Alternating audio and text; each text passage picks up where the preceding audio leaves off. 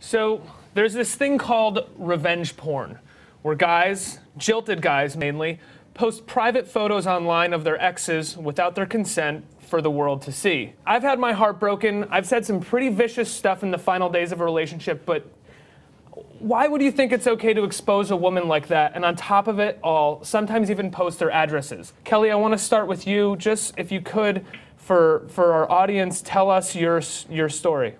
My phone literally blew up. Tons of text messages and phone calls, even a couple private messages on my Facebook stating that you're all over a website. And then they sent the link to me directly to my page. So I click it, and there I am, just plastered all over this website. And it was pretty horrifying. I went from, I guess, complete shock to panic. I asked everyone who was contacting me to go onto the site and please report it. Let them know I didn't do this. The photos, I understand, I took the picture. But the difference between me and anyone, anyone who, in the adult industry, I didn't choose to have my photos plastered all over the internet. And the comments is what really is just disturbing, because they can say whatever they want. They posted my entire name, where I live, how I should abort my child with a rusty coat hanger. What sort of uphill battle do you see lawyers facing in these lawsuits?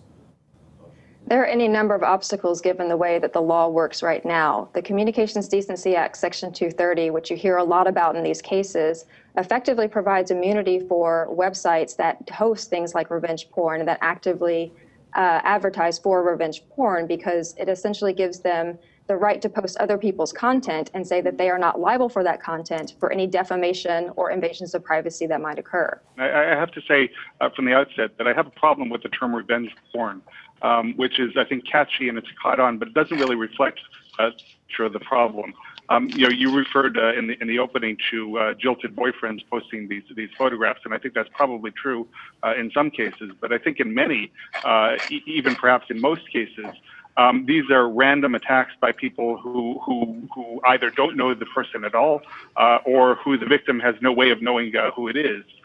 Who have hacked into an email account or a computer, hacked into a photo service such as PhotoBucket, and taken the photos and posted them. So revenge porn suggests there's some kind of relationship between the people, when I think in many cases it's not. This is an attack on us. You're posting this for no good to come out of it. You're wanting us to be humiliated. You're wanting us to hate ourselves. You're saying you're posting where we live. That's dangerous. We've actually received a few comments like that on our comment board. Jeff_Sonnenberg says, if you are having naked pictures and/or videos taken of yourself, you are wanting them to be seen by others. So this is just karma.